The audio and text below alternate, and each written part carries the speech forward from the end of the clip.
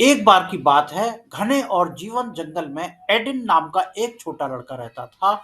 वो बहादुर था, जिसे प्रकृति के आश्चर्यों की खोज करने के लिए पसंद किया था। एडिन का सबसे अच्छा दोस्त कोई और दूसरा बच्चा नहीं, बल्कि थम्पर नाम का एक समझदार खरगोश था।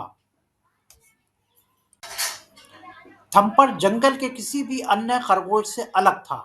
उसका फर रंगों का मिश्रण था, उसकी आंखों में ज्ञान की चमक थी, जो जंगल के तरीकों को वर्षों से देखने के बाद आई।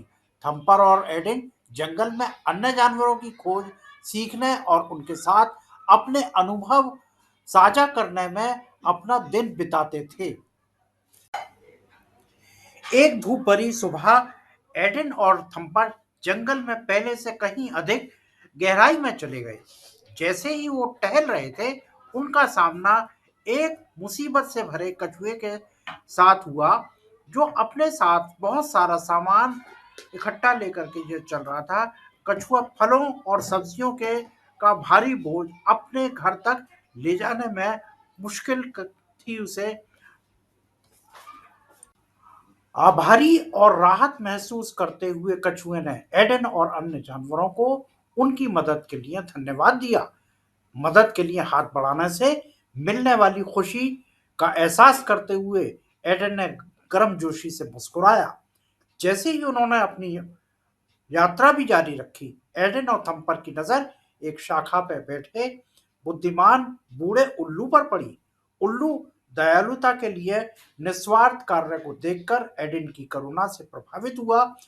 इससे युवा लड़के के साथ साथ उनका एक टुकड़ा साझा करने का निर्णय लिया।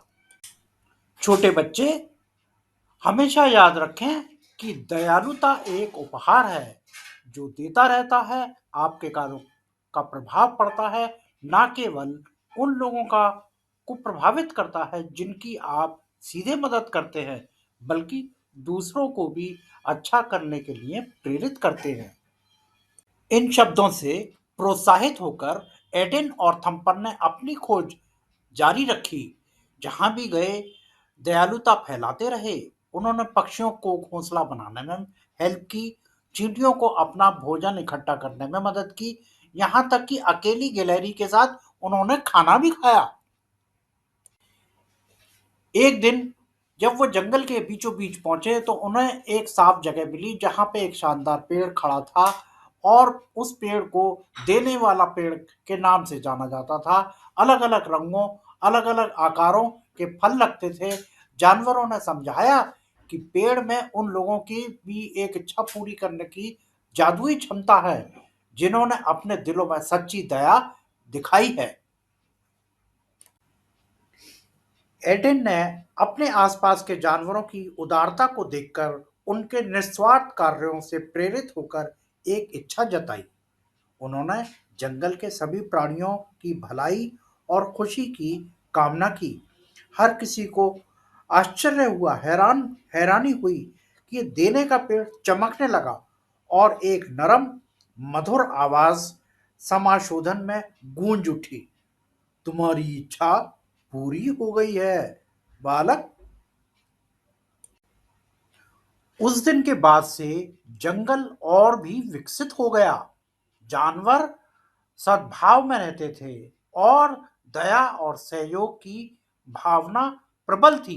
एडेन और थम्पर ने अपने साहसिक कार्य जारी रखे, यह जानते हुए कि जंगल का असली जादू दयालुता है, जो उन्होंने साझा किया, और इससे दूसरों को जो खुशी मिली वो बेहद खुशी थी।